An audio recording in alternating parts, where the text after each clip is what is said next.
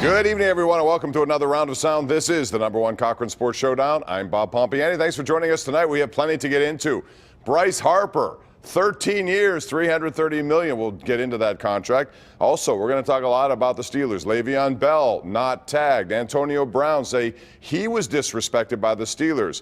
And now he says he's not at all to blame for anything that's happened. We'll get into that. But the #1 topic tonight on the #1 Cochran Sports Showdown will be the Pittsburgh Penguins, who showed a lot of character. They have really in the last couple of weeks with all these injuries, and they won a game last night 5-1. We have plenty of topics to go around with the Penguins. And here to do the talking is your panel. Left to right, we have Andrew Fillipponi from the PM show every day on The Fan. In the middle, Tim Benz from Trib Live and also Steelers Radio Network. And to the right, the outstanding beat writer for the Penguins for the Pittsburgh Post-Gazette, Jason Mackey. So, Jason, we'll start with you.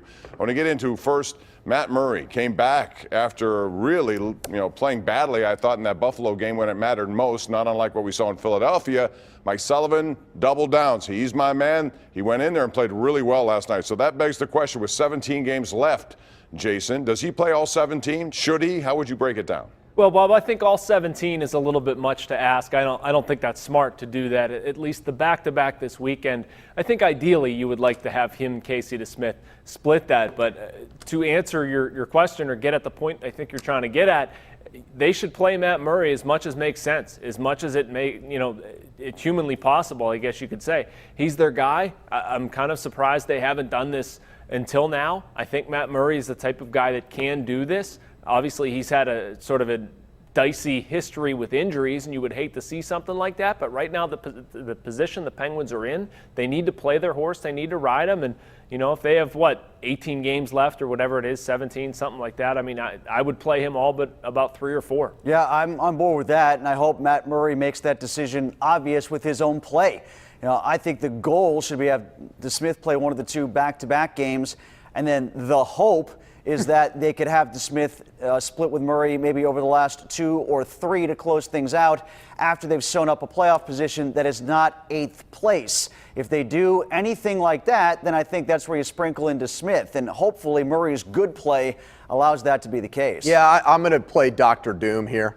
I think Casey DeSmith will play more than 5 games over the next, 18 games or 17 games, whatever's left in the regular season, because I think if they try to ride Matt Murray like that, he's going to get hurt.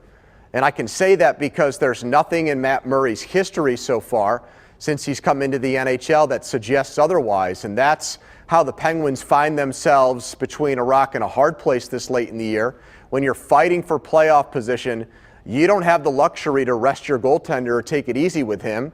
And Matt Murray has proven to be so brittle and be so frail that if you lean on him like a franchise goaltender, he'll have nothing for you because he'll end up in the press box on the mend hurt. I see the point you're trying to make, Andrew, but just look, they have 17 games left. If you're going to play Casey DeSmith 5 and Matt Murray 12, and let's say that Matt Murray stays healthy and they actually run that course, don't you look back on that? And I'm also thinking that they're not going to play Casey DeSmith only 5 if they go that route. What if they miss the playoffs?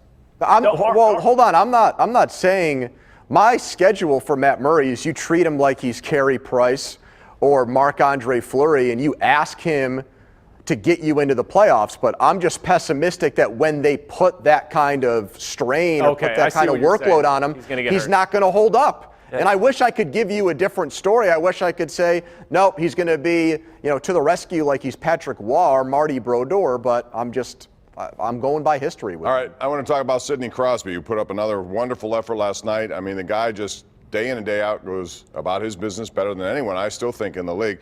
Tim, I want to ask you about the Hart conversation because his name has not been mentioned, but should it be at this point? Oh, it should be. He's definitely creeping up there, and he's doing it at a time where it matters most, and he's doing it at a time where players are injured, and he doesn't have a ton of help, what with Kessel and the way he's performing and losing Brian Rust. So, yes, he should be mentioned. But I don't know how many points Nikita Kucherov needs before he's allowed to be nominated in the conversation and really talked about. I don't know how many goals Alexander Ovechkin needs to score before it's okay to say that he can win it again. I would go with one of those 2 first, maybe even Johnny Gaudreau and Patrick Kane after that. But, yeah, Sid's getting closer. He's closing the gap to being out of the conversation and in it.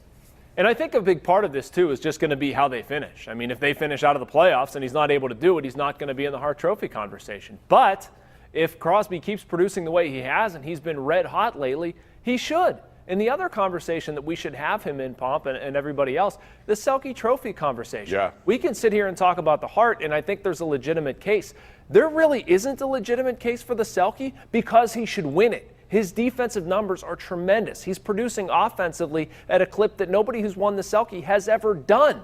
It's really, really impressive. Yeah, Sid can't be a finalist for the Hart Trophy because the expectations that the Penguins take into every season. So if he just gets them into the playoffs because he gets hot in February and March. Can't you say the same about Ovechkin, though? Well, but hold on, Bob. Last year, Evgeny Malkin did that, and he wasn't a Hart Trophy finalist, right? I mean, he was the biggest point. After New Year's Day last year, he led the NHL in points, and he wasn't among the final three because just getting the Penguins to the playoffs isn't seen as good enough. Crosby would need to win the Art Ross Trophy to put himself in Hart Trophy consideration, and what is he, Tim? 19 points behind Nikita Kucherov? Nikita Kucherov right now has a 12-point lead on everybody else. And I just don't like, it's not that I'm disagreeing with anything Jason says, because he's exactly right in his analysis. However, I'd say that sometimes we move the goalposts when it comes to what's important for these awards to best fit the Penguins that are in the conversation.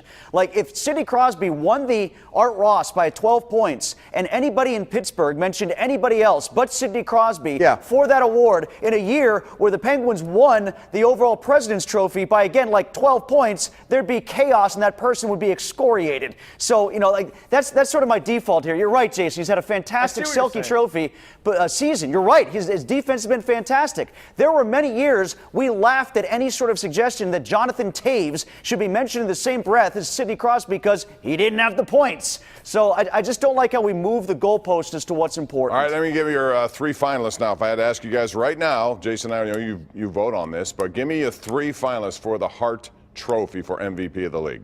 Nikita Kucherov, Patrick Kane, Sidney Crosby. All right, guys. I would go Nikita Kucherov, Kane, and then I would probably take one of the defensemen, whether it's Giordano and Calgary. I'd even look at Brent Burns and consider him. Not a doubt, no. Why not? I would.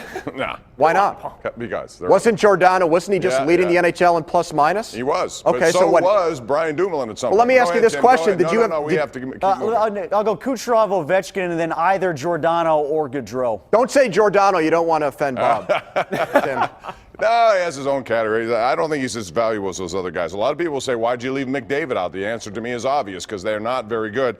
I would have to go with Kucherov, Ovechkin, or Kane, one of those two. Oh, come on, you don't want those guys. Well, okay, well, Ovechkin deserves it too. Anyway, we have more hockey talk coming up. We're going to get into the offside play the other night, which I thought was terrible. I don't even know what offside is anymore. We'll talk about that and why the Penguins will make the playoffs or won't make the playoffs. That's all coming up next. But let's talk about a major move that's already been made. The former Kenny Ross Chevrolet and Nissan and Zelia and Opel, both now part of number one Cochran's team.